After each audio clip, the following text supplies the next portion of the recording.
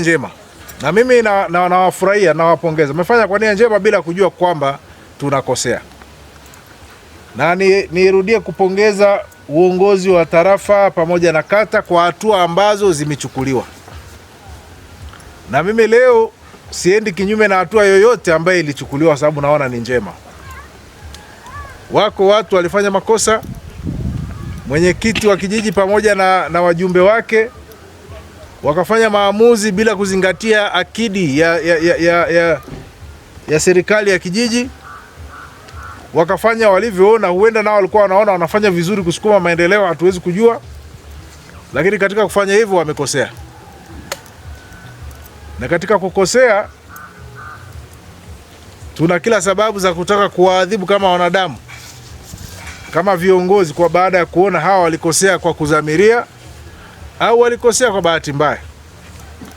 Kwa hiyo tume itaundwa na uchunguzi utafanyika hata ukweli kuhusiana na yale yaliyofanyika. Fedha zilizopatikana baada ya kuuza ule msitu ni shilingi ngapi na ziko wapi? Kama haziko sehemu inayofahamika, itabidi zitafutwe zirudishwe sehemu inayofahamika.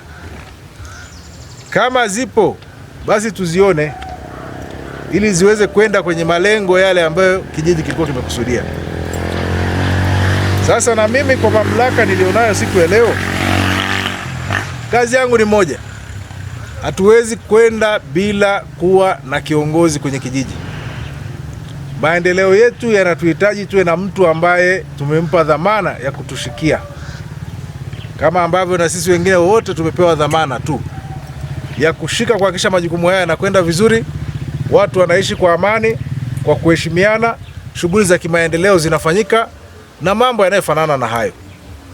Sasa na sisi leo tuna kila sababu za kutafuta mtu tutakayemkabidhi dhamana ya uwenyekiti wa muda mpaka hapo tutakapofanya taratibu za kurudiwa kwa uchaguzi ambazo zitaanzia ngazi tofauti tofauti.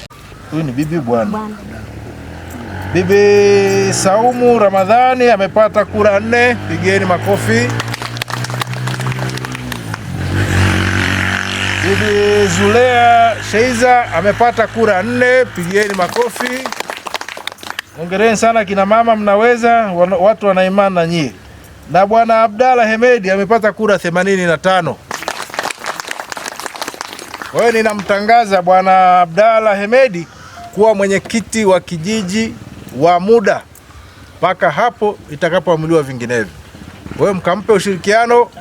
Yeye hayupo hapa, hatujui alipo, basi mpelekeeni habari hizi kwamba tunataka sasa na sisi tumfahamu ili tuweze kwenda pamoja katika kusukuma gurudumu la maendeleo. Baada ya kusema hayo, ndugu zangu, ninajua mtaniruhusu niende nikaendelee na majukumu mengine, lakini ninaomba nisikilize wananchi hata wawili watatu, kama kuna kero zinazotusumbua hapa basi niweze kuondoka nazo au kuzipatia utatuzi hapa. Sasa sisi wa Tanzania tunapenda rudi kwenye maji. Hivi maji hamtoti mwezi mzima, huna maji, huna huduma ya maji, lakini unaletewa bili. Hasa ile bili nikabahatisha nikatafuta paka namba ya ofisini, nikapiga nikauliza, jamani, nitalipaje bili? Unalipa bili kila siku, unaletea bili na sisi matumizi ya maji hatuna. Asema umekunywa, kukunywa, utalipa tu bili. Sasa hivi nitaka kufafanuliwa kwa nifanye. Ndio anakuambia hivyo? Ndivyo alivyonijibu Loasa. Niliomba namba nikaipewa kwa fundi aliyekuwa zamani hapa, alienda. Hiyo namba naweza nikaipata aliyejibu hivyo? Baba sikuihesa. Erwin, habari yako? Sikuitunza, lakini nilimweleza Rangwi. Hawaji. Mkurugenzi labda yuko Lushoto, hatembea kuja kwa matatizo. Kama mheshimiwa jinsi ulivyokuja hapa. Tunaomba kwamba mheshimiwa, wakaguzi wa serikali kama zamani wanatembea kwenye serikali, waangalie jinsi mambo yalivyo. Nadhani haya madudu haya mtu kuuza heka 5 6 hata uza tena. Sababu kila saa kuna wakaguzi wapo, kuliko serikali inakaa tu ajua kama kuna uongozi kutoka huko mbele. Langu mheshimiwa ni hilo, mtu angalie kila siku, mtu tembelee. Sio mje kwenye matatizo. Kitu ambacho walikuwa na kiu nacho leo wameshatimiziwa. Kwa hiyo kwa niaba yao naomba nitoe shukrani zangu za kipekee sana, kwanza kwa kuchukua nafasi ya kuweza kufika katika kijiji hiki na kuweza kuongea na sisi katika masuala mbalimbali ya kimaendeleo, lakini pia hususan katika swala hili ambao tulikuwa tunalisubiri kwa muda mrefu. Lakini pia nitoe shukrani kwa msafara wako ambao umekuja nao, maana umeongozana na wataalamu wa sekta zote ambazo zinahusiana na mgogoro wetu ambao ulikuwepo katika kijiji hiki, na kila mmoja ameweza kutoa ufafanuzi ni nini ambacho kinafanyika.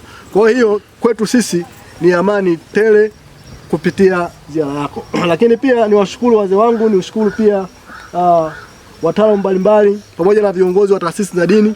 Mheshimiwa Mkuu wa Wilaya, naomba ni kuhakikishie kwamba tunashirikiana vizuri sana na taasisi za dini katika tarafa yetu.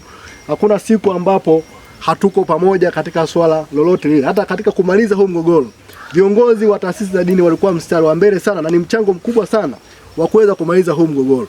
Kwa hiyo kwa heshima na taadhima niseme asante sana, nikutakie safari njema na majukumu mema. Asante sana.